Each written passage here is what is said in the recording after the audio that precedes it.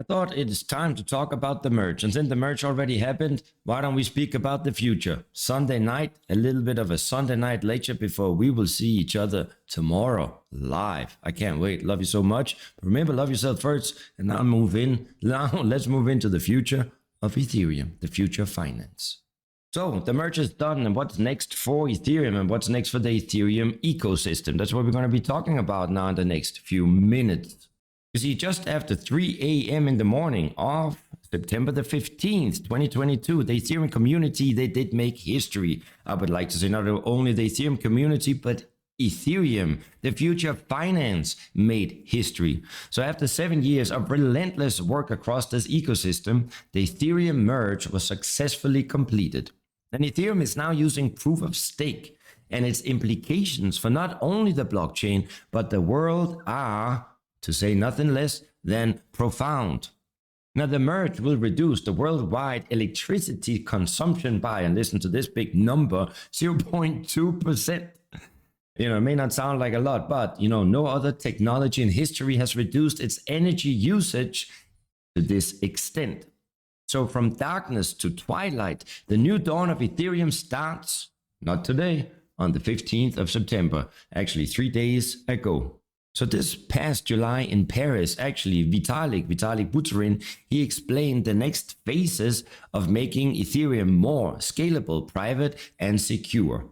Upgrades that he's been calling the Surge, Verge, Purge, and Splurge. And right now we can see a diagram of the Ethereum protocol development roadmap, which Vitalik he shared in his tweet, that will outline each upgrade that we are to see in the future of Ethereum. Now, each of these upgrades will not necessarily follow one after the other. They are fairly independent and they are being worked on in parallel. So the order of rollout of these upgrades, they have not yet been decided, but the work is happening simultaneously and as we are speaking. So according to Vitalik, after these upgrades, Ethereum will be capable of processing, and listen to this, 100,000 transactions per second. Listen to this again, 100,000 transactions per second. He also said that each phase will be 55% done post-merge. Now let's go through each phase in slight detail in order to understand the momentum that we're going to be following in the future.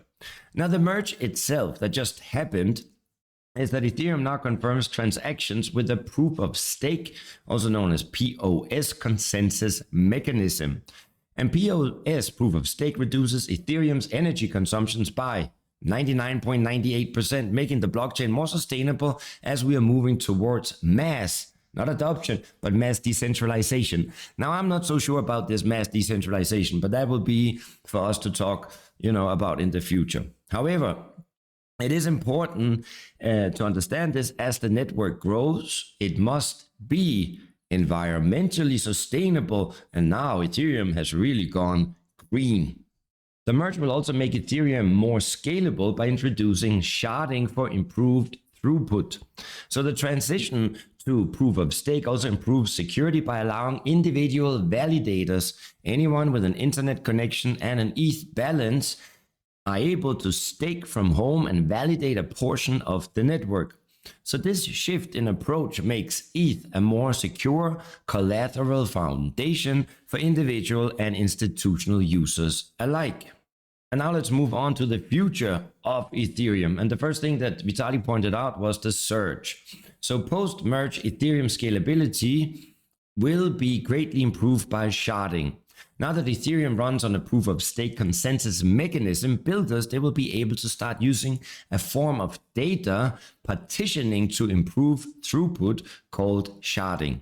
Now, sharding is a horizontal scaling technique common among other major database providers. So sharding involves splitting, and this is important because it's also what Polkadot is doing. It involves splitting a blockchain into multiple pieces or shards and storing them in different places. So let's look at a visual example of sharding on the Beacon chain. So by storing the data across different networks, the computational burden of Ethereum is reduced, which improves latency and allows the network to process a larger volume of transactions faster. So here we can see Ethereum pre-merge was 15 to 40 transactions per second, and rollups 1,500 to 4,000 transactions per second. However, now rollups with sharding equals 100,000 transactions per second. And now let's move on to the Verge. Storage is optimized through Vertical trees that can increase validators on the network. So what Vitalik was referring to with the Verge is that proof of stake transitions data storage systems from Merkle trees to vertical trees. These are the database patterns that provide pathways to all the data on the Ethereum blockchain. Now let's have a look at the purge. Excess historical data will be purged. So this reduces network congestions and hard drive space requirements for validators. So similar to the Verge, the purge cuts down the amount of space that you have to have on your hard drive in order to participate in the network. This upgrade simplifies the Ethereum protocol over time by eliminating the need for nodes to store historical data and thus technical debt. And now, as you can see, you have a visual example of this upgrade and how this works. So as you can see, not all nodes have to permanently store all of the historical blocks. Instead, clients will stop storing historical data that is more than 1 year old. This actually means that the hardware requirements for nodes will decrease and the bandwidth of the network will reduce. And last but not least, the splurge. So now that we have seen the transition to POS successfully implemented, the bulk of the work has been done. Well done. Now there's time to work on what Vitalik calls the fun stuff. Now let's hope it's going to be fun also for our coins in the right pocket, in the left pocket, and in the back pocket.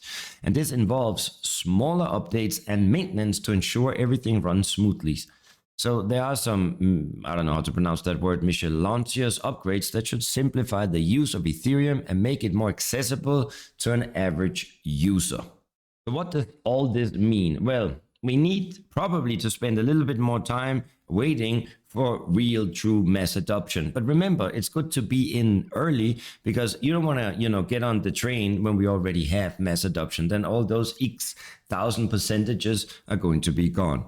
So by Ethereum 2025, they are expecting transaction capabilities will substantially increase, and so will the potential in order to be what Ethereum was meant to be, a major global settlement layer for the future of finance and different types of information. So by 2025, Ethereum will look more like a cluster of layer 2 blockchains, data availability protocols, and sidechains and other layer 1 blockchains. However, execution, consensus, and data shards will stay within the Ethereum network. Now, all this just sounds really, really good to me, doesn't it? Ethereum is finally going to really be scalable, quick, like a Quicksilver. But hey, it does bring one thing to my mind. And what can I say? Today we have been connecting a lot of dots, right? But it seems to me that Polkadot has already been able to connect many more dots than Ethereum. And all I can say is, let's connect many more dots in the future.